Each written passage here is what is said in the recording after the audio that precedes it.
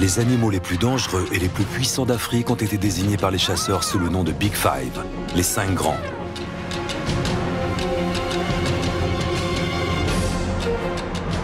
En Amérique du Sud, 5 espèces sont emblématiques de la faune sauvage.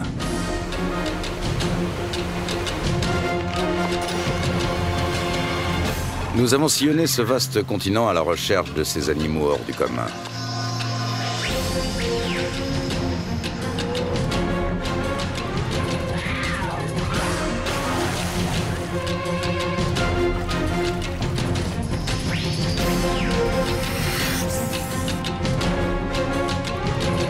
Des guides expérimentés nous ont amenés jusqu'à eux pour mieux vous les faire découvrir.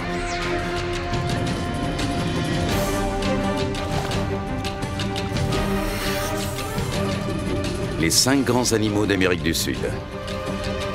Le jaguar, le tama noir, la loutre géante, l'ours à lunettes et l'anaconda.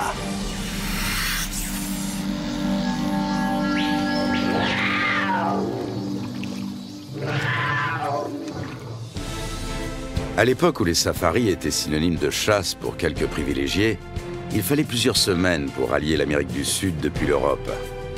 Désormais, cela prend à peine une journée en avion. Notre voyage nous emmène dans le nord du continent, vers un animal aux dimensions colossales et à la force herculéenne. La Guyane est connue pour ses eaux abondantes. C'est dans les rivières que vit l'imposante anaconda.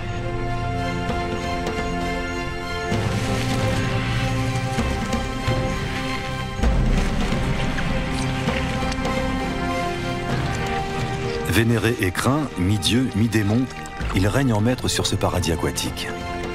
C'est ici qu'il entraîne tous ceux qui ont le malheur de céder à son emprise.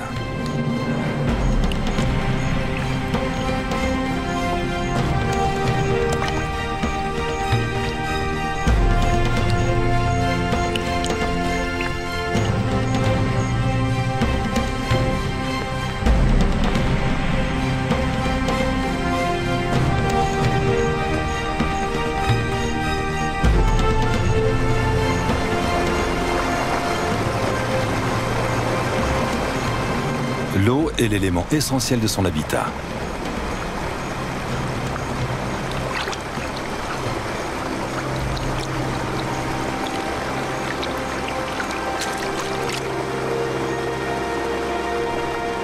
L'anaconda apprécie les environnements humides au même titre que le tapir et ses 300 kilos. Et le caïman noir qui mesure jusqu'à 7 mètres de long.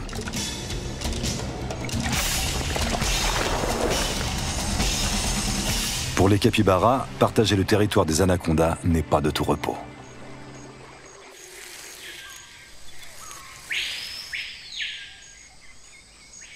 Lutz Dirksen est biologiste. Il est fasciné par les serpents constricteurs. Même s'ils ne sont pas venimeux, cela ne les empêche pas de mordre. Le boa arc-en-ciel, lui, vit dans la forêt, au milieu des feuilles et des broussailles.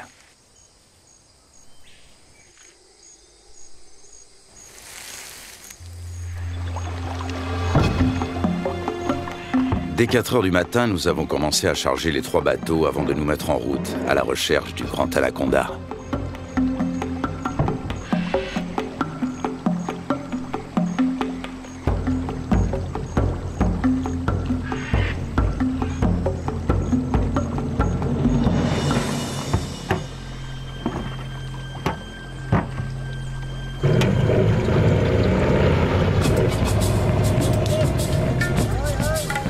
Notre équipe se compose de Lutz Dirksen, de 9 accompagnateurs et de 3 caméramens.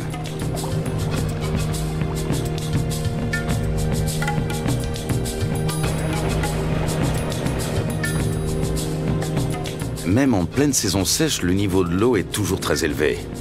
C'est de plus en plus souvent le cas ces dernières années.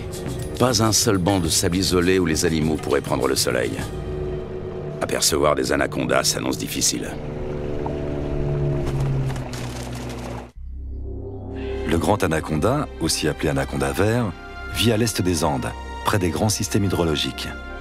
On connaît bien la vie de ces serpents dans les zones marécageuses du Venezuela, les llanos.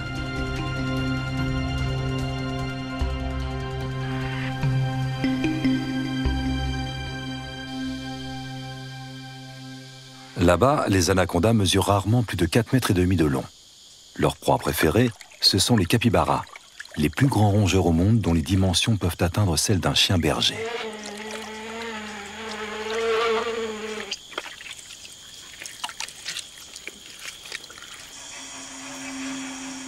Pendant la saison sèche, la savane se transforme. Les lacs deviennent de vastes champs de boue durcie.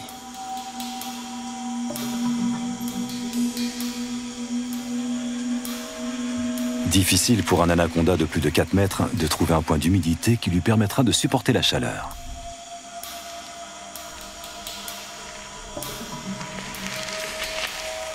Les petits spécimens ont moins de mal à survivre.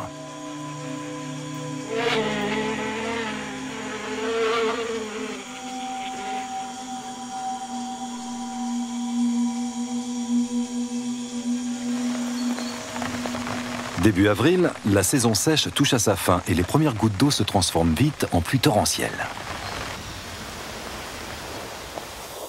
En à peine quelques jours, les étendues asséchées se gorgent d'eau.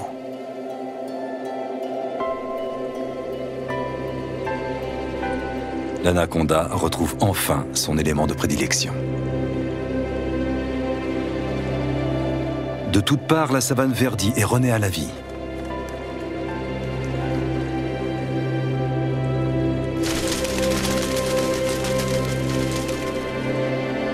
Les anacondas qui vivent au bord du fleuve sont différents de leurs congénères de la savane. Ils peuvent mesurer jusqu'à 9 mètres de long. Contrairement à leurs congénères vénézuéliens, on sait très peu de choses sur leur mode de vie.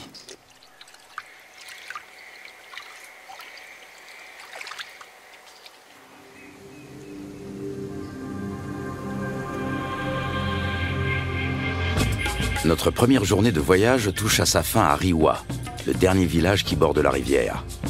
Un monde sauvage nous attend ensuite.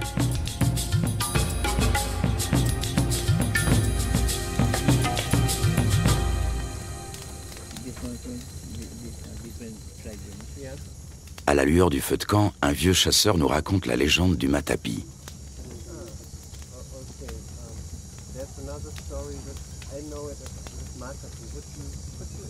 Cet ustensile permet aux femmes d'extraire le jus toxique du manioc. L'idée en est venue à un chasseur alors qu'il observait un anaconda en train de se nourrir. Il a conçu une clé faite de lianes qui imite les mouvements de contraction du serpent en train d'avaler sa proie.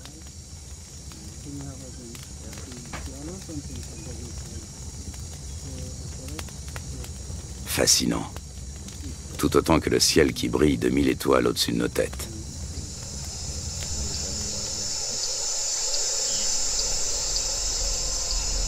Le grand anaconda appartient à la famille des Boidae. Il tue en enroulant étroitement son corps musculeux autour de sa victime jusqu'à ce qu'elle meure étouffée. Ses dents sont orientées vers l'arrière, ce qui lui permet de la maintenir, sans toutefois la découper. Il n'a donc pas d'autre choix que de l'engloutir en une seule fois.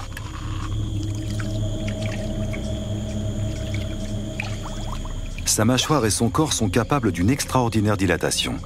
Comme il ne peut déglutir, il détend puis contracte ses muscles. Grâce au mouvement ondulatoire de ses anneaux, il fait progresser sa proie toujours plus profondément dans son œsophage.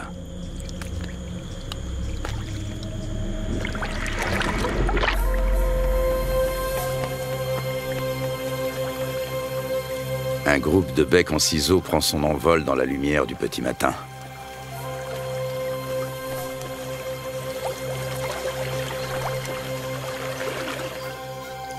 Les bateaux sont chargés. Un rapide petit déjeuner, puis il faut repartir.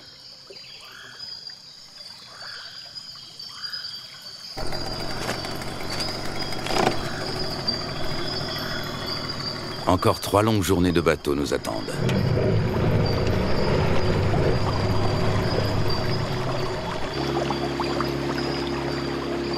Notre objectif, un territoire inexploré situé en amont de la rivière. Il y a 2 ans, des chasseurs y ont observé des anacondas de plus de 6 mètres de long. Lutz Dirksen a l'intention de remonter cette piste. Il souhaite également réaliser la cartographie des espèces que l'on peut rencontrer dans la région. Plus nous progressons et plus la nature nous semble vierge.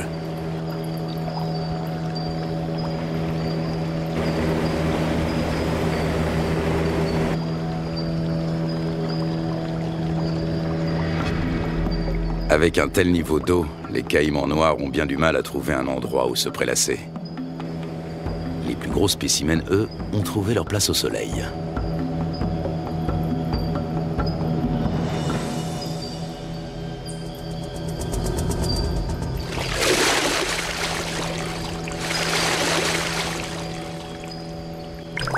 Le caïman noir est le plus gros prédateur du continent.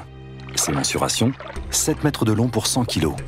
Des écailles viennent agrémenter sa tête et son dos.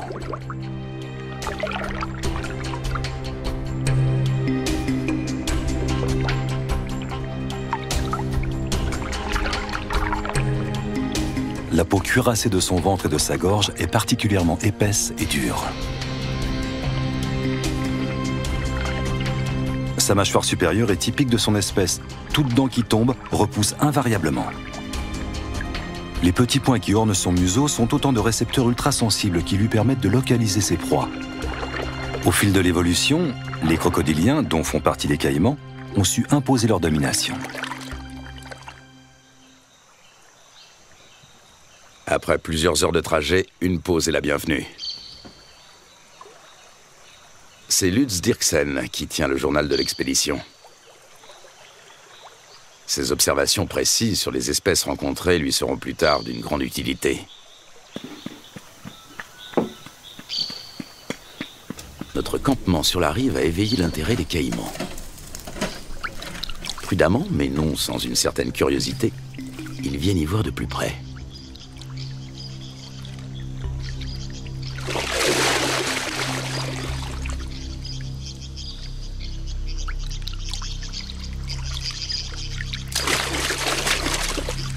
Une mesure d'intimidation s'impose.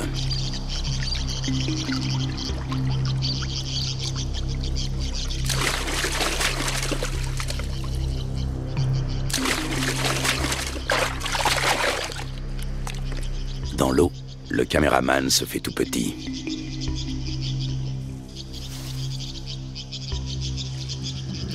La bête est encore loin. Comment l'attirer sur un banc de sable pour mieux l'observer? La prudence est de mise. Le caïman commence par suivre le comportement des vautours.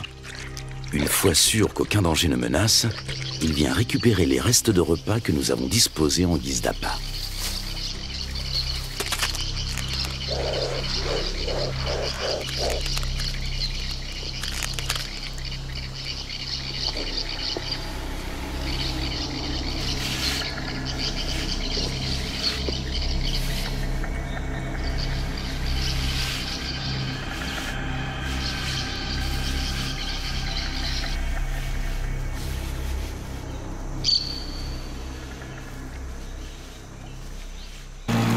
Le voyage reprend à bord de nos 3 bateaux. Dans ce virage, la rivière a creusé une profonde entaille dans la berge et coule désormais tout droit. Des vestiges de l'ancienne berge se dressent encore au milieu du courant qui se renforce. Les moteurs des bateaux sont soumis à rude épreuve. Les limites des rivières sauvages varient souvent, formant de multiples bras morts et des étangs.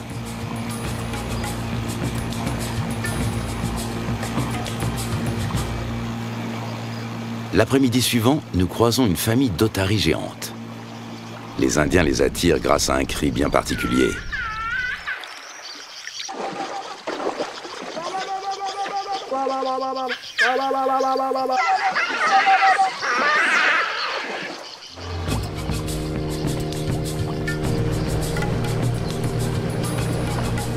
Nous touchons enfin au but. Il ne peut s'agir que de l'endroit dont les chasseurs ont parlé. C'est ici que nous allons nous établir pour partir à la recherche des grands anacondas. Nous remontons notre équipement aussi loin que possible de la rivière. Par temps de pluie, les eaux peuvent monter très vite.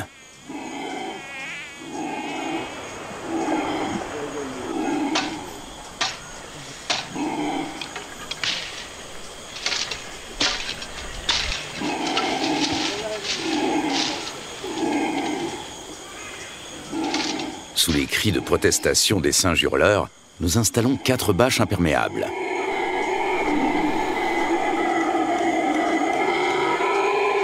Une bâche pour la cuisine.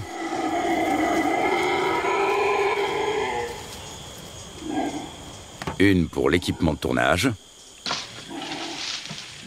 Et 2 pour nos hamacs. Nous savons que les serpents et les scorpions aiment se glisser dans les poches et les bottes des hommes.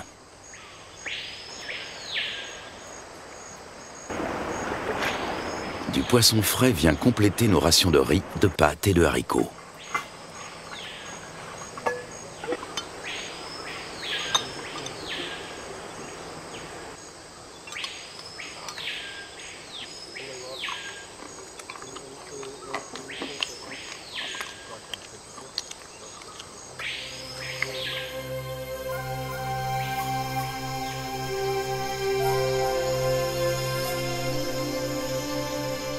Nous sommes en route depuis maintenant plusieurs heures. En raison des fortes précipitations, les eaux sont encore très hautes, au point que les branches gênent notre progression. Les animaux n'ont pas besoin de venir à la rivière pour trouver de l'eau.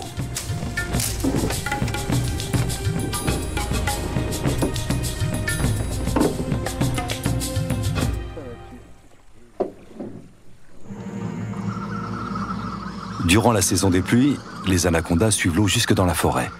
Ils passent toute leur vie dans les marécages. Même leur venue au monde a lieu en milieu aquatique. Dans le corps de leur mère, les embryons grandissent à l'intérieur des œufs. Lorsque ceux-ci sont prêts à éclore, les jeunes s'extirpent de la coquille avant d'être sortis du ventre de la mère. Ils naissent ensuite sous forme de petits serpents parfaitement développés. Ils sont tout de suite dans leur élément. Le nombre de jeunes dépend du gabarit de la mère. Chez une grande femelle, une portée peut compter plus de 80 serpenteaux.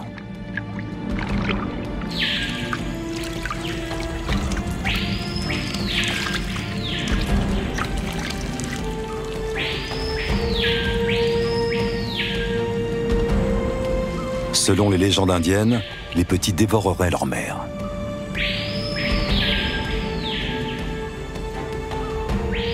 Un certain nombre de serpenteaux s'éloignent quelques minutes à peine après leur naissance. Ce sont déjà des prédateurs à part entière avec un redoutable instinct de chasseur.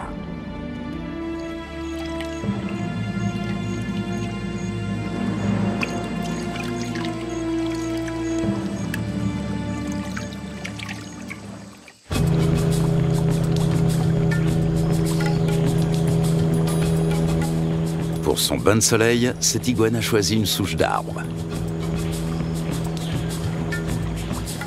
Nous tentons notre chance dans un petit cours d'eau.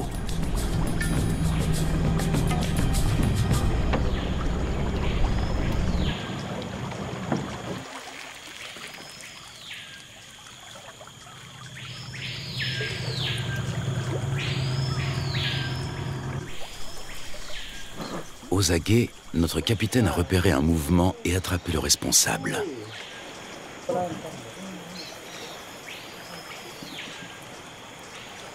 Un jeune anaconda. Il fait près d'1 mètre de long et est âgé de seulement quelques semaines. Sa première mue le rend quelque peu apathique.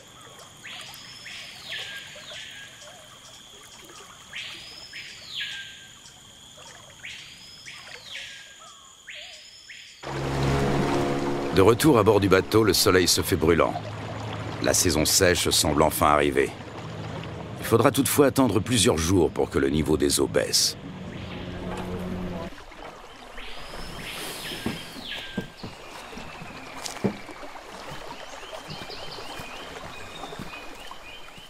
Pour se frayer un chemin sans machette, il faut suivre les pistes régulièrement empruntées par les animaux.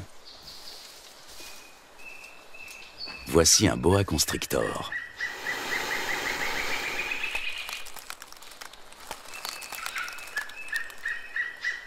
Nous sommes trop grands pour lui servir de proie, mais cela ne l'empêche pas d'essayer de nous intimider.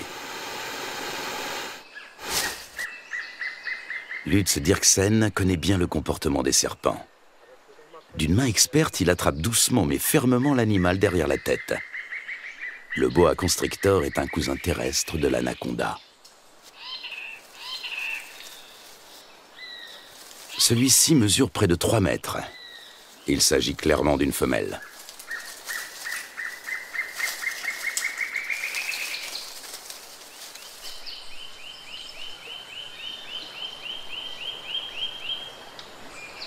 encore un jeune anaconda.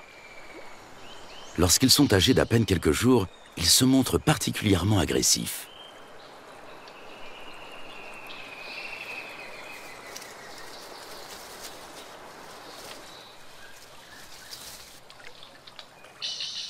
De retour au camp, Lutz Dirksen complète son journal.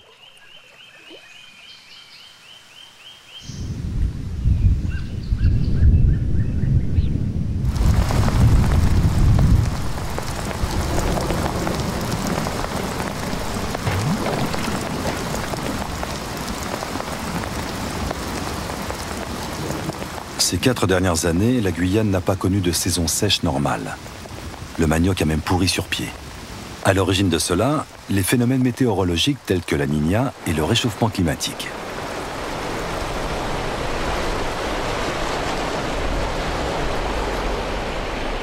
Des pluies torrentielles viennent grossir les cours d'eau. En quelques heures à peine, le niveau peut monter de plusieurs mètres.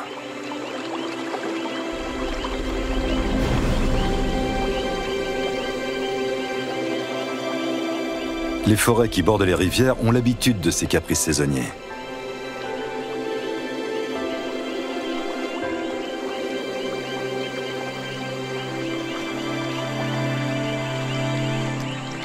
Les caïmans suivent eux aussi l'eau dans la forêt.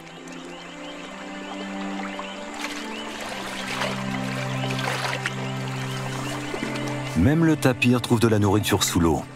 En plus des fruits et des feuilles, il est friand de plantes aquatiques. Il faut dire que dans l'ombre des sous-bois, ce gros ongulé peine à trouver de quoi se nourrir correctement.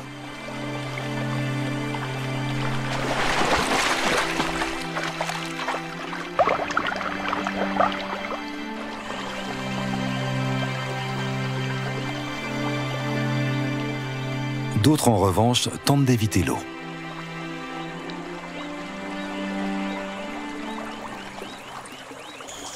Au beau milieu de la nuit, le niveau d'eau a encore subitement monté de plus de 3 mètres.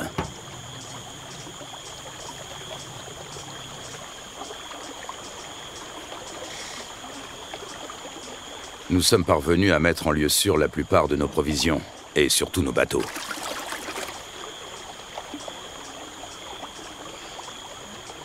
Il faut dresser maintenant le bilan des dommages.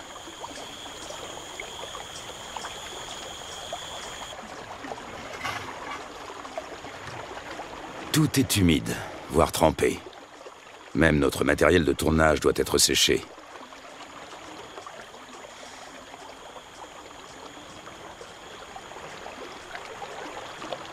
Continuer ou faire demi-tour? Telle est la question. Si nous voulons rester, il nous faut un campement en amont des cascades. À condition de venir à bout de celle-ci.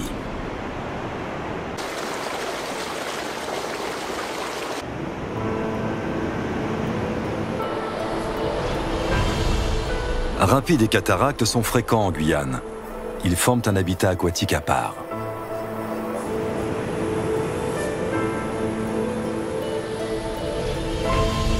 Les vautours s'attribuent les victimes de noyades.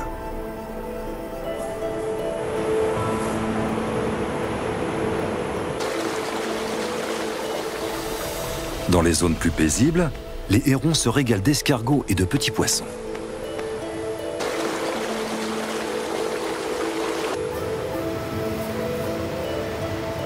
Les loutres géantes, elles, aiment chasser dans les remous poissonneux.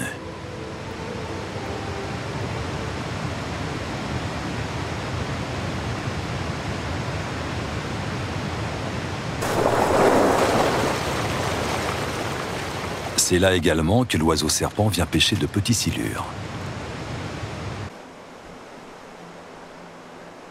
Nous sommes sur le territoire du jacara, la seule espèce de caïman qui évolue dans ces eaux torrentielles. Il est nettement plus petit que le caïman noir.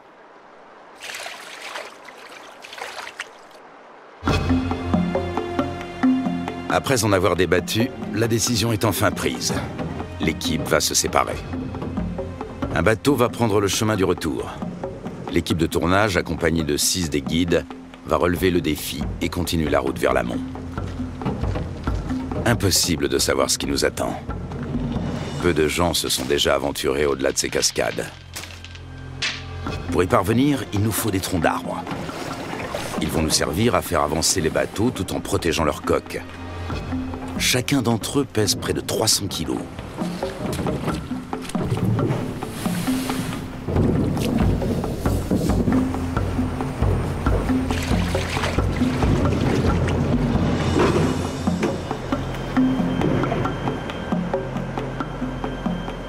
Lutz Dirksen repère un cousin de l'anaconda.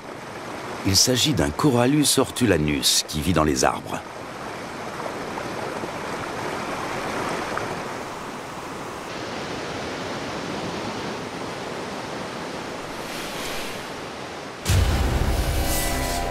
Ce boa de couleur verte est connu pour son agressivité, mais fort heureusement, il n'est pas venimeux.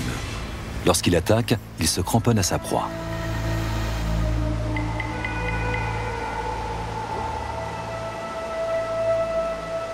Au niveau de sa lèvre supérieure, on distingue ses fossettes sensorielles. Il s'agit de détecteurs de chaleur qui l'aident à repérer ses victimes, même de nuit.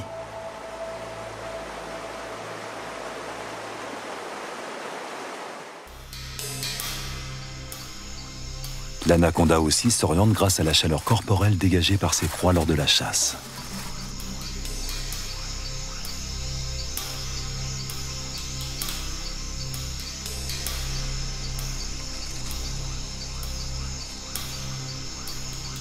Peut-être distingue-t-il le paca comme à travers une caméra infrarouge.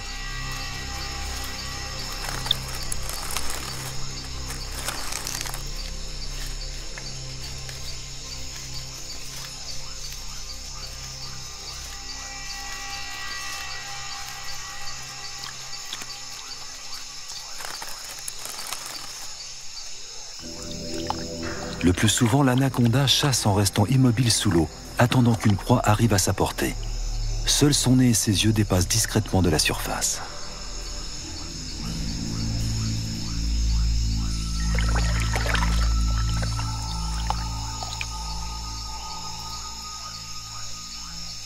Avec sa langue fourchue, il détecte la moindre odeur.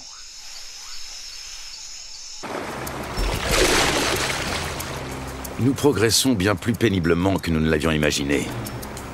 À la cascade succèdent des rapides, puis une nouvelle cataracte, puis encore des rapides. Impossible de naviguer, il y a trop de rochers sous l'eau. Le doute commence à s'installer.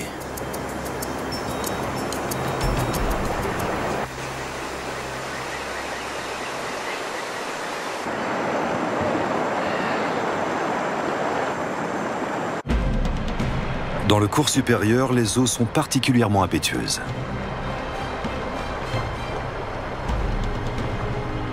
Jalonnés d'îlots et de rochers, de nombreux rapides se fraient un chemin à travers la contrée sauvage. Souvent, ils sont impraticables sur plusieurs kilomètres.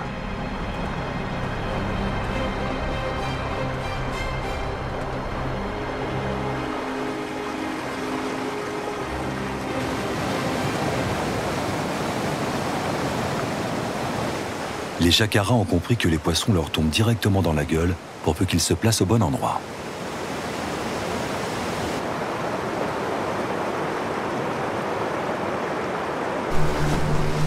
Au bout d'à peine quelques centaines de mètres, une nouvelle cataracte nous ferme le passage. Une fois de plus, impossible de passer.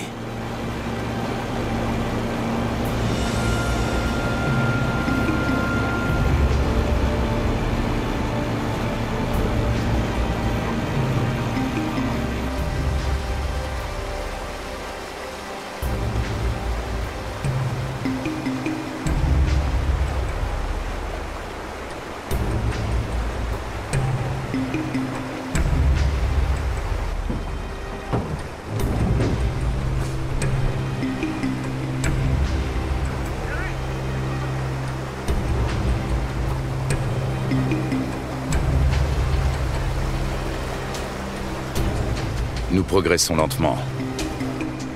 Souvent, la voie se referme et il faut rebrousser chemin pour tenter notre chance dans un nouveau bras.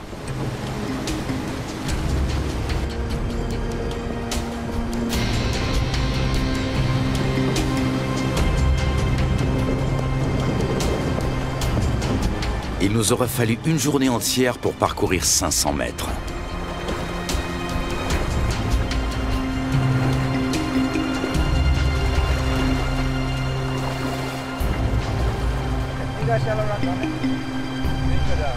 Alors que nous nous apprêtons à renoncer, le fleuve change de visage pour redevenir enfin navigable.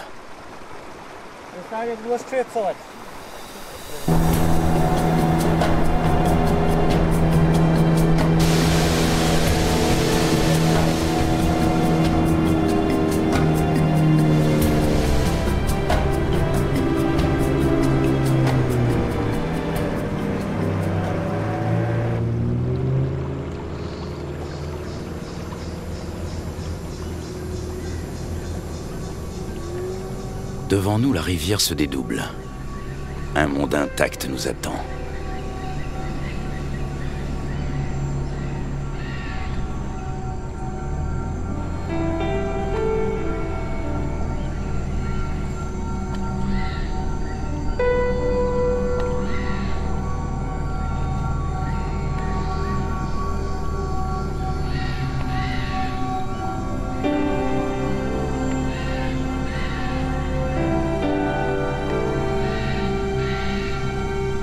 Le lendemain, un nouveau campement est monté.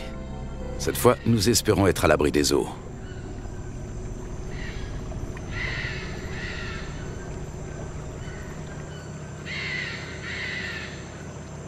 Non loin de notre campement, nous tombons sur un groupe de capybaras. L'un d'entre eux arbore sur le flanc une tache rougeâtre qui ressemble fort à une morsure fraîche.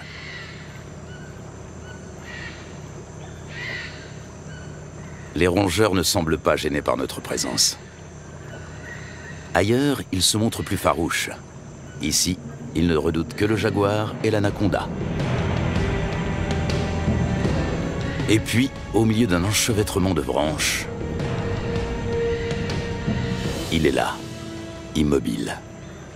Il a pourtant perçu notre présence depuis un bon moment.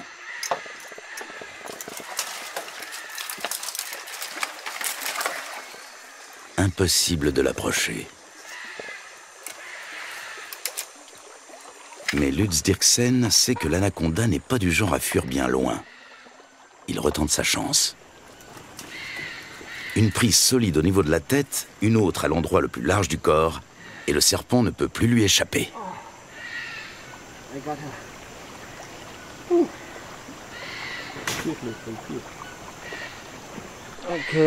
On va le mesurer. Lutz Dirksen fait de la recherche fondamentale. Il réunit des informations sur la taille, la couleur et la répartition des serpents. Il est l'un des plus grands experts de l'anaconda. Personne n'a jamais examiné d'aussi près ce spécimen aquatique.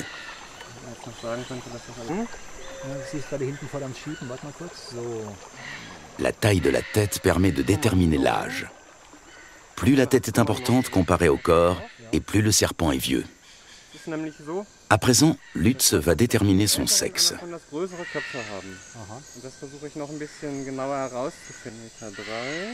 Il s'agit d'un mâle. Après l'avoir mesuré sous tous les angles, nous le relâchons.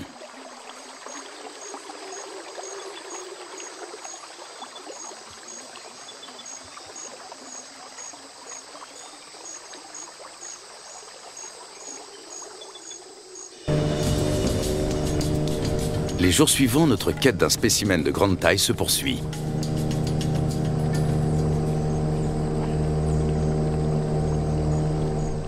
Les pêcheurs de l'équipe ont découvert un grand anaconda, mais celui-ci a aussitôt replongé.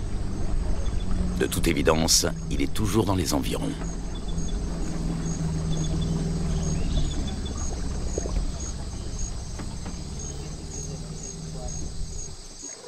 Nous décidons de passer le coin au peigne fin.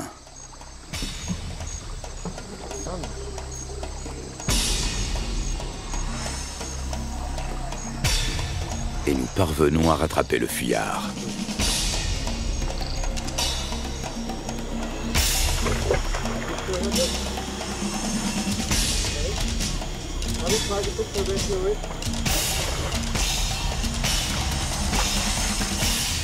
Ce serpent va à son tour être mesuré.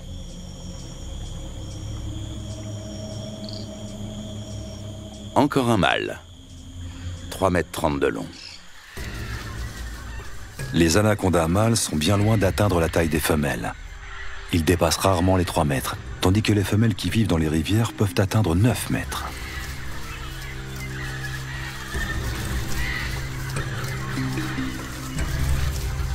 Les mâles trouvent les femelles prêtes à l'accouplement en suivant les phéromones qu'elles émettent.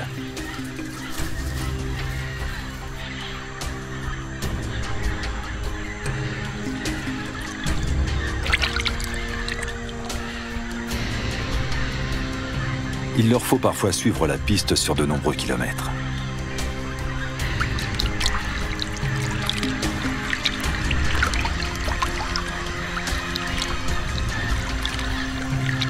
Il arrive que plus d'une douzaine de mâles s'enroulent autour d'une même femelle. En ondulant, ils tentent de repousser les assauts de leurs rivaux.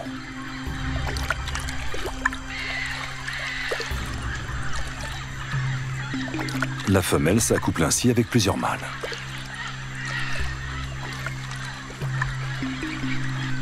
Dans les mythes indiens, l'anaconda à plusieurs têtes est une divinité récurrente. Cet enchevêtrement amoureux en est peut-être l'origine.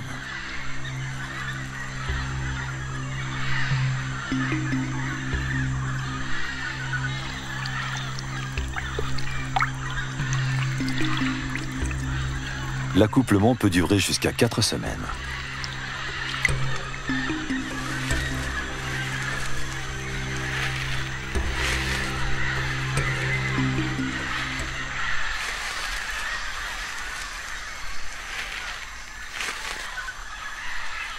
Les mâles repartent ensuite, chacun de leur côté.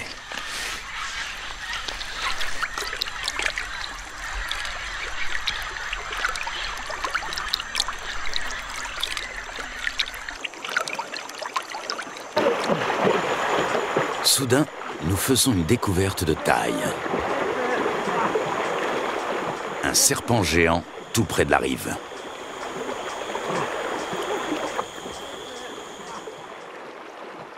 Même à 4, nous avons du mal à le maîtriser. Son corps n'est qu'un unique et gigantesque muscle d'acier flexible.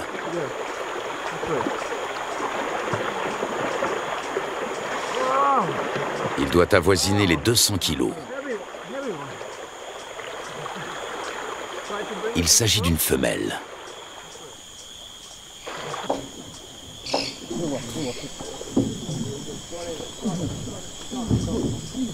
Sur la berge, nous pouvons la mesurer en toute tranquillité.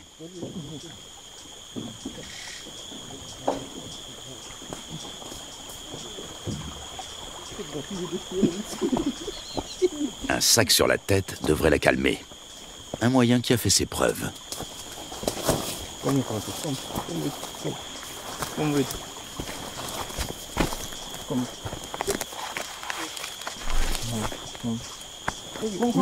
Nous parvenons à la ramener à terre sans trop de résistance. Avec sa taille, elle ne connaît plus aucun prédateur naturel.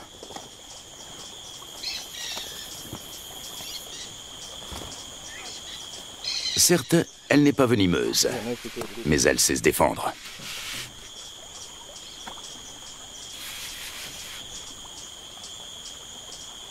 Tenez-la, pendant que je mesure. Une telle géante peut infliger de graves blessures. Une fois refermées sur leur proie, ces mâchoires ne se rouvrent pas facilement. Solides, acérées et orientées vers l'arrière, ses dents sont de véritables crochets.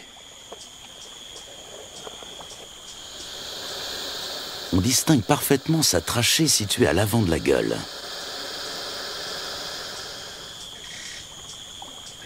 Elle lui permet de respirer pendant qu'elle avale lentement ses victimes.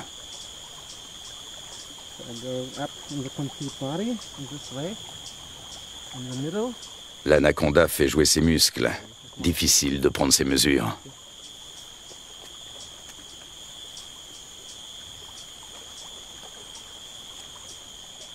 Cette femelle est nettement plus imposante que tous les autres anacondas que nous avons rencontrés au cours de notre voyage.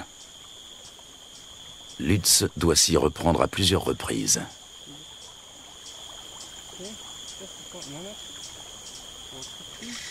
« 4,50 m.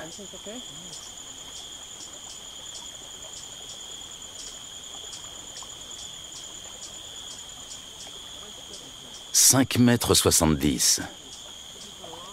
La bête mesure près de 6 mètres. Un sacré morceau.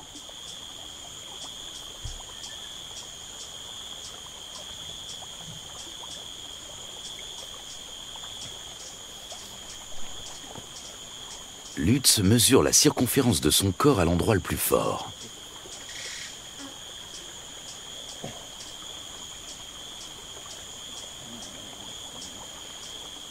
« 63 cm. Il s'assure que le dessin de ses écailles correspond bien aux descriptions scientifiques du grand anaconda.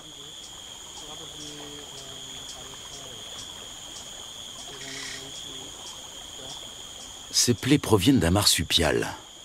Il arrive que l'anaconda se blesse pendant qu'il étouffe ses victimes. Même les capybaras, les principales proies de l'animal, se défendent âprement. La chasse est risquée, même pour un grand anaconda.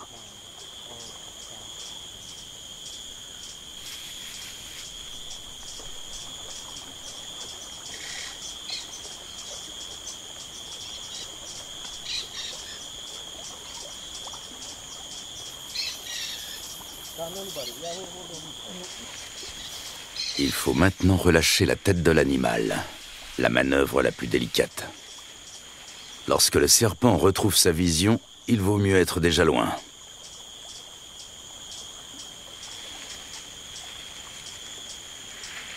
L'anaconda, le plus grand serpent du monde, est pour nous un des 5 grands d'Amérique du Sud. Un animal surpuissant, inquiétant et à la fois incroyablement paisible. Cette créature à la fois terrestre et aquatique a de quoi fasciner les hommes et leur imposer le respect.